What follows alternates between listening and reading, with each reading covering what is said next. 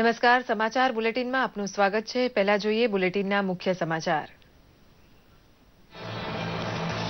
દેશની સરહદો અંગેની વર્તમાન સ્થિતિ અંગે વિરોધ પક્ષને માહિતગાર કરવા માટે સરકારે બોલાવેલી સર્વપક્ષીય બેઠક। ગૃહમંત્રી રાજનાથસિંહ અને વિદેશ મંત્રી સુષ્મા સ્વરાજ ચીન સાથેની સરહદ અંગેની તંગદિલી અને કાશ્મીરની સ્થિતિ અંગે કરશે સૌને માહિતગાર। उत्तर पूर्वीय राज्यों 58 जिला में पूर की स्थिति वणसी।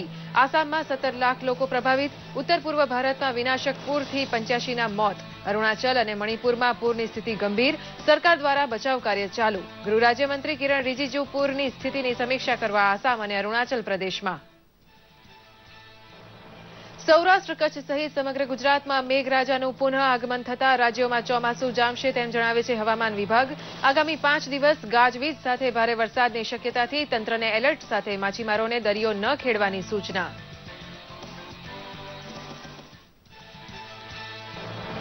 ब्रिटिश काउंसिलना दिल्ली स्थित डिरेक्टर एलन जिमीले मुख्यमंत्री विजय रूपाणीनी लीधेली सौजन्य मुलाकात। मुख्यमंत्रीए ब्रिटिश काउंसिलनी स्किल डेवलपमेंट द्वारा गुजरात में रोजगारी में उपयोगिता विषे कर्यो परामर्श।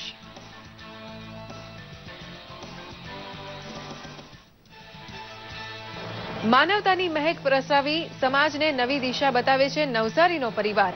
गणदेवीना खापरिया गामना युवान हळपति अमितનું अकस्माते मौत थता आणंदना मुस्लिम युवान सोहेल वोहराમાં ધબકે છે અમિતનું હૃદય।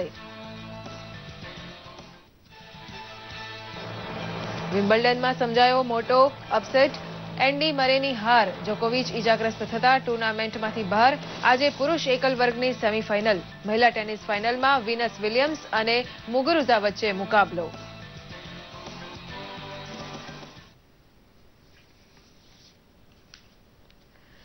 समाचार विगतवार जोईए।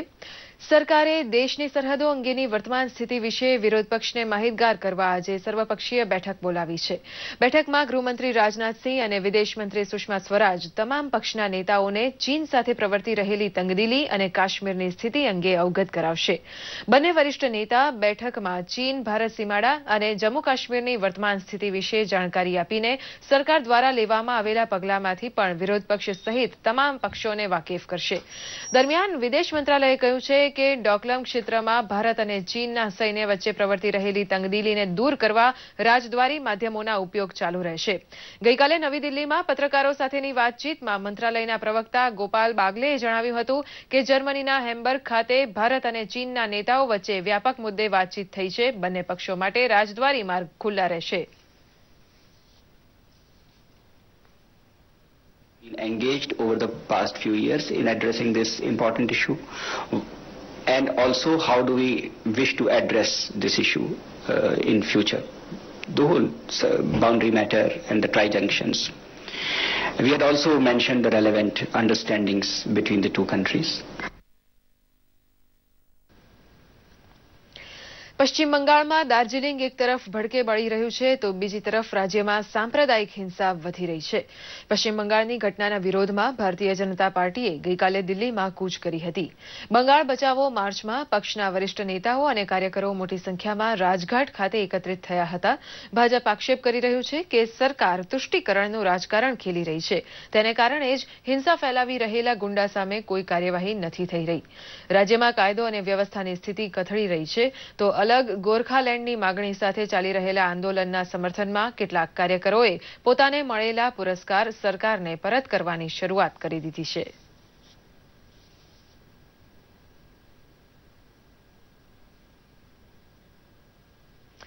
देशना अनेक विस्तारों में भारे वरसादे ताराजी सर्जी है।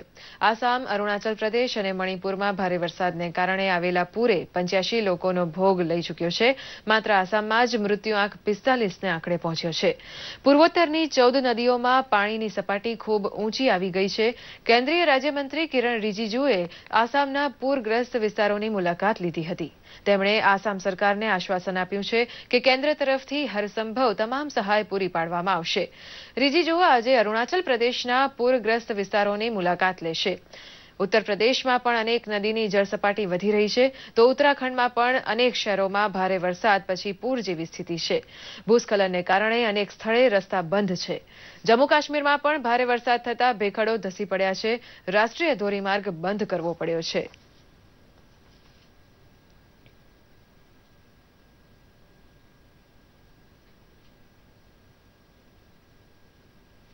તો સૌરાષ્ટ્ર કચ્છ સહિત સમગ્ર ગુજરાતમાં ચોમાસું ફરી સક્રિય થઈ ચૂક્યું છે. રાજ્યમાં અમદાવાદ, સાબરકાંઠા, મહેસાણા, દાહોદ સહિતના વિસ્તારમાં વરસાદ પડ્યો છે. વિજયનગરમાં 2.25 ઇંચ તો પોશીનામાં 3.25 ઇંચ વરસાદ નોંધાયો હતો.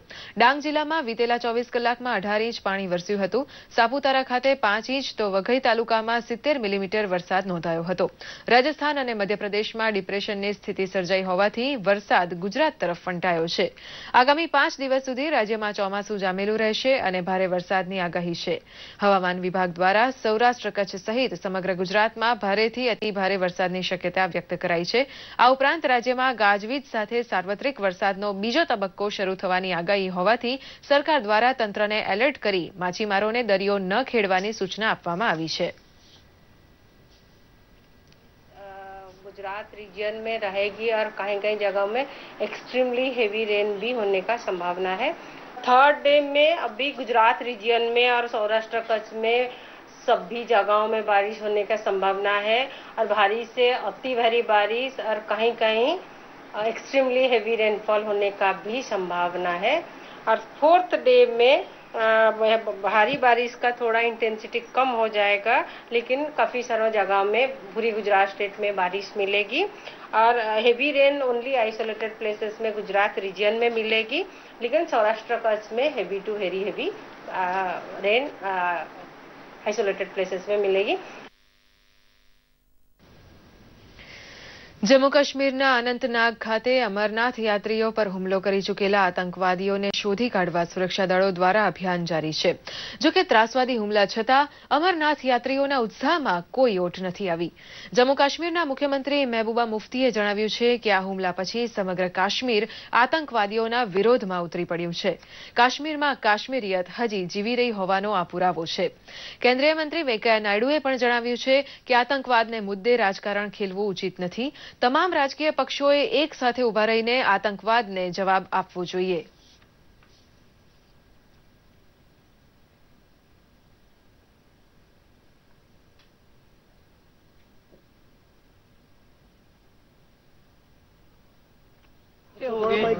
अलग अलग नजरिया रखने वाले अलग अलग लोग एकजुट होकर हमने उसकी मजम्मत की और इस तरह से पूरी दुनिया को एक बार फिर पैगाम दिया कि कश्मीर की कश्मीरियत अभी जिंदा है.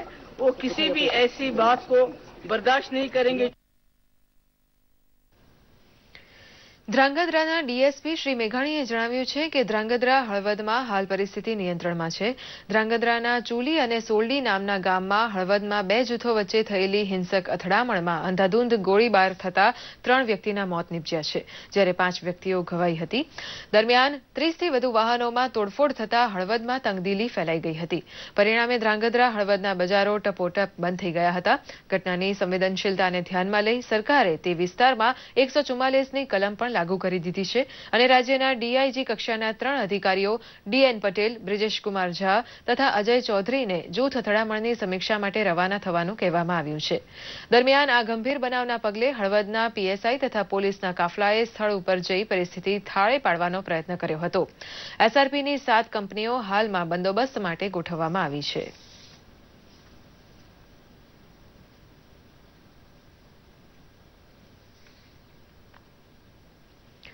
બ્રિટિશ કાઉન્સિલના દિલ્હી સ્થિત ડિરેક્ટર શ્રી એલન જીમેલે ગાંધીનગરમાં મુખ્યમંત્રી વિજય રૂપાણીની સૌજન્ય મુલાકાત લીધી હતી. આ મુલાકાત દરમિયાન તેમણે મુખ્યમંત્રીશ્રીને બકિંગહામ પેલેસ ખાતે લોન્ચ થયેલા UK India year of culture 2017નું સ્મૃતિચિહ્ન અર્પણ કર્યું હતું. મુખ્યમંત્રીને તેમણે બ્રિટિશ કાઉન્સિલ મુખ્યત્વે કલ્ચરલ ઇવેન્ટ્સ, હાયર એજ્યુકેશન, શાળાઓમાં વર્કશોપ, અંગ્રેજી ભાષાની તાલીમ, યુકે ઇન્ડિયાની યુનિવર્સિટી વિષયક કામગીરી કરે તેની વિગતોથી વાકેફ કર્યા હતા. તો મુખ્યમંત્રીશ્રીએ વાયબ્રન્ટ 2017 દરમિયાન યુકે પાર્ટનર કન્ટ્રી અને બ્રિટિશ કાઉન્સિલ પાર્ટનર ઓર્ગેનાઇઝેશન તરીકે સહભાગી થયા તે અંગે આભાર દર્શાવ્યો હતો. આ મુલાકાત દરમિયાન મુખ્યમંત્રીએ બ્રિટિશ કાઉન્સિલની સ્કિલ ડેવલપમેન્ટ સ્કીમ દ્વારા રોજગારીમાં ઉપયોગિતા વિશે પણ પરામર્શ કર્યો હતો. નવસારીના હળપતિ યુવાનનું હૃદય આણંદના મુસ્લિમ યુવાનના દિલમાં ધડકતું થતા હળપતિ પરિવારે માનવતાની મહેક પ્રસરાવી સમાજને નવી દિશા બતાવી છે. ગણદેવીના ખાપરિયા ગામના યુવાન અમિત હળપતિનો અકસ્માત થતા સિવિલ હોસ્પિટલના તબીબોએ બ્રેઇન ડેડ જાહેર કર્યો હતો. ઘટના અંગેની જાણ સુરતની ડોનેટ લાઈફ સંસ્થાને થતા સંસ્થાના વોલેન્ટિયરની સમજાવટથી મૃતક યુવાનના પરિવારે યુવાનના 6 જેટલા અંગોનું દાન કરાવ્યું હતું. ત્યારે સુરતમાંથી નવી સિવિલ હોસ્પિટલથી 277 કિલોમીટરનું અંતર 85 મિનિટમાં કાપીને હૃદયનું ટ્રાન્સપ્લાન્ટ આણંદના મુસ્લિમ યુવક સોહેલમાં કરવામાં આવ્યું છે, જેથી આજે મૃતક અમિતનું હૃદય સોહેલ વોરાના દિલમાં ધડકી રહ્યું છે, જેને લઈ પરિવારે ભલે યુવાન ગુમાવ્યો હોય પરંતુ અંગદાન કરી અન્ય જિંદગીને જીવનદાન આપી પુણ્યનું કામ કર્યાનો ગર્વ અનુભવી રહ્યા છે.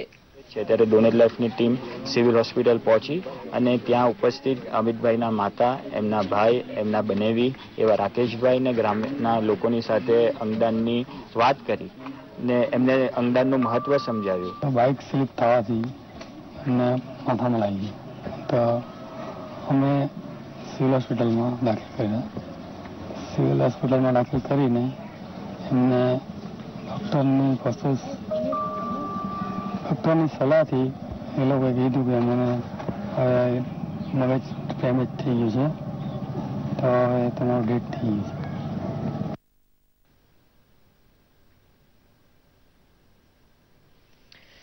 તાજેતરમાં સ્માર્ટ શહેરોની યાદીમાં રાજકોટની પસંદગી કરાઈ છે, ત્યારે સૌરાષ્ટ્રની શાન ગણાતા રાજકોટના લોકમેળાને સ્માર્ટ સિટી અને કેશલેસ ઇકોનોમીની થીમ પર સજાવાશે. સૌરાષ્ટ્રમાં સાતમ આઠમને લઈ લોકોમાં અનેરો ઉત્સાહ જોવા મળતો હોય છે, ત્યારે રાજકોટના લોકમેળામાં 5 દિવસ લાખો લોકો મેળાની મોજ માણતા હોવાથી આ વર્ષે લોકમેળા આયોજન સમિતિ અને જિલ્લા વહીવટી તંત્રએ લોકમેળાને સ્માર્ટ સિટીની થીમ તૈયાર કરાશે. સ્માર્ટ શહેરમાં સ્માર્ટ મેળો કેવો હોય જોઈએ તેને લોકોને ઝાંખી કરાવવામાં આવશે અને તેટલું જ નહીં, કેશલેસ ઇન્ડિયા બનાવવાના પ્રધાનમંત્રીના સ્વપ્નને સાથે રાખીને જિલ્લા વહીવટી તંત્રએ કેશલેસ પદ્ધતિનો વધુમાં વધુ ઉપયોગ થાય તેવું પણ આયોજન કર્યું છે.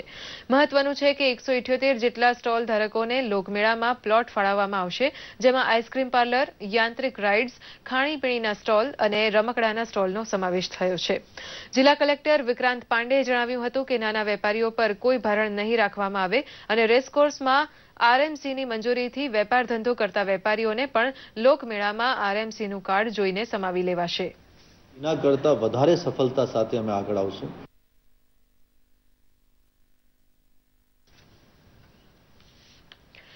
અંકલેશ્વર ખાતે શ્રી મણિલાલ હરિલાલ કડકિયા ચેરિટેબલ ટ્રસ્ટ સંચાલિત કડકિયા એજ્યુકેશન કેમ્પસ ખાતે બીએસસી, બીકોમ તેમજ ધોરણ 11-12 સાયન્સના નવા અભ્યાસક્રમ શરૂ કરવામાં આવ્યા છે, જેનું ઉદ્ઘાટન ભરૂચના સાંસદ મનસુખભાઈ વસાવા તથા વીર નર્મદ દક્ષિણ યુનિવર્સિટી સુરતના ઉપકુલપતિ ડોક્ટર BM રાવલના વરદ હસ્તે કરાયું હતું.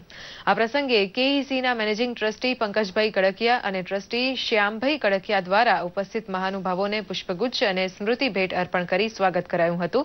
તેમજ વીર નર્મદ દક્ષિણ યુનિવર્સિટી સુરતના નવા નિમાયેલા સિન્ડિકેટ સભ્યો અને જેપી આર્ટ્સ કોલેજના આચાર્યને શાલ ઓઢાડી સન્માનિત કરાયા હતા. મહત્વનું છે કે અંકલેશ્વર અને હાંસોડ તાલુકામાં આ વિસ્તારના વિદ્યાર્થીઓને આજે તકલીફ હતી અન્ય જગ્યાએ જવાની, એ તકલીફ દૂર થવાની છે અને વિજ્ઞાન પ્રવાહનું પણ અહીંના વિદ્યાર્થીને શિક્ષણ મળવાનું છે. અને વિદ્યાર્થીઓને હવે લાંબી મુસાફરીમાંથી રાહત મળશે અને ભણતર માટેની પૂરતો સમય પણ મળી રહેશે. કેન્દ્ર સરકાર દ્વારા 1 જુલાઈથી દેશભરમાં જીએસટી લાગુ કરાતા રાજ્યના ખેડૂતોમાં હર્ષની લાગણી જોવા મળી રહી છે. શરૂઆતમાં જીએસટીને લઈને ખેડૂતોમાં ગભરાટનો માહોલ ઉભો થયો હતો. જો કે જીએસટી કાયદાના અમલ બાદ ખાતર અને બિયારણોના ભાવમાં નિયત ભાવ કરતા ઘટાડો થતા ખેડૂતોને મોટો ફાયદો થયો છે, જેને કારણે ખેડૂતોમાં જે ખોટો હાવ ઉભો થયો હતો તે દૂર થયો છે. હાલ રાજ્યના ખેડૂતો સરકારના આ નિર્ણયને આવકારી રહ્યા છે.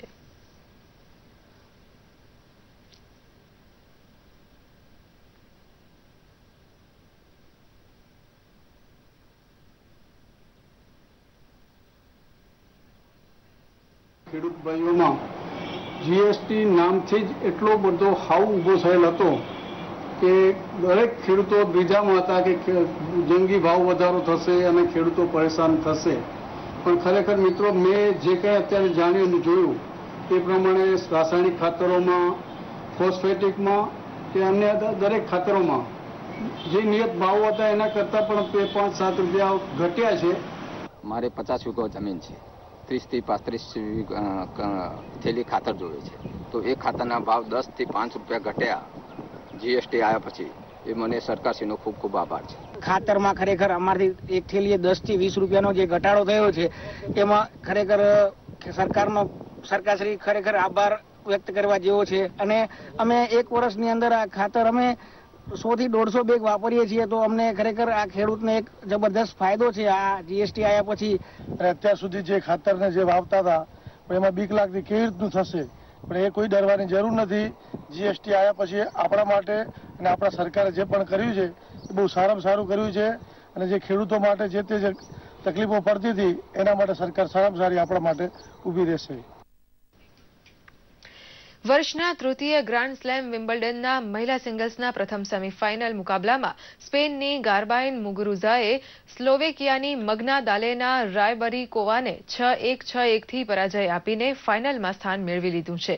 બીજી સેમીફાઇનલમાં અમેરિકાની વિનસ વિલિયમ્સે બ્રિટનની જોન કોન્ટાને 6-4, 6-2 થી સીધા સેટમાં પરાજય આપીને ફાઇનલમાં સ્થાન મેળવી લીધું છે. હવે ફાઇનલમાં વિનસ વિલિયમ્સ સ્પેનની ગાર્બાઇન મુરુગુઝા સાથે ટકરાશે. પુરુષ સિંગલ સેમીફાઇનલ મુકાબલા આજે રમાવાના છે. દર્શક મિત્રો, આ સાથે જ આ સમાચાર બુલેટિન અહીં સમાપ્ત થાય છે. નમસ્કાર.